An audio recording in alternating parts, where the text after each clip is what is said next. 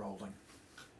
The Butterfly Boy is the story of, well, it's based on a true story, but I had to fictionalise it a bit to make it more acceptable to a modern audience.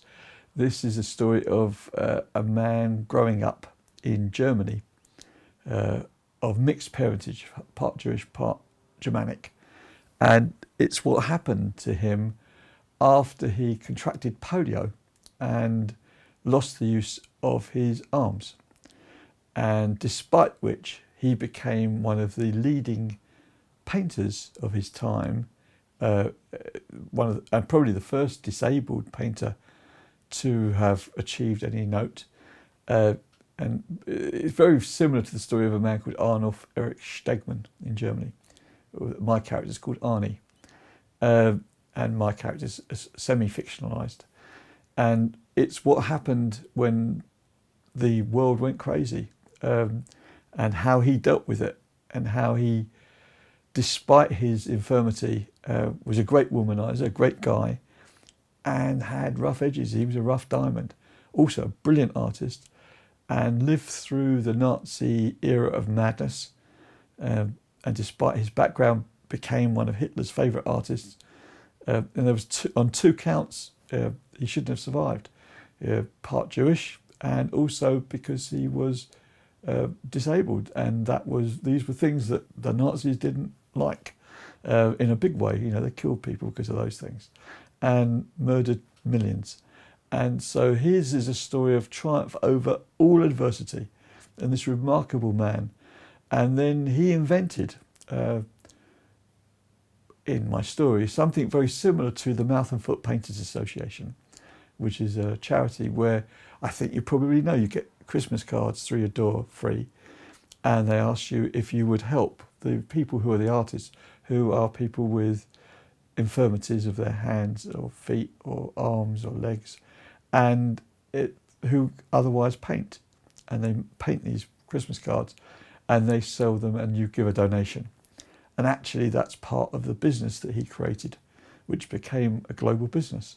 And the proceeds give the possibility to people who wouldn't otherwise have it, or in those days certainly wouldn't have had it, to make a living for themselves and be independent. And some of the art is remarkably good. Now, what's questionable is what happens with all the money, and are the people behind it strictly doing it for the benefit of the people who seem to be the beneficiaries, or is it some kind of scheme? And that's part of the drama of our structure, of our story. And the life is a full cycle, and what happens to this man throughout his life, from a start when we see his family when he was a little boy, from at the end of the First World War through to the 1980s.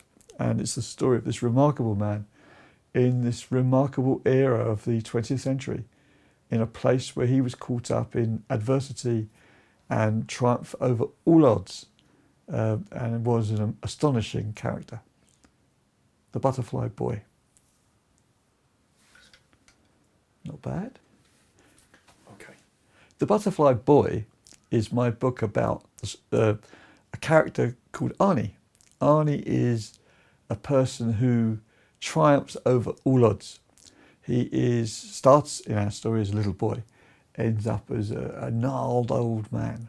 And it's a story of how he survived through the 20th century in Germany as a half-Jewish boy who became handicapped.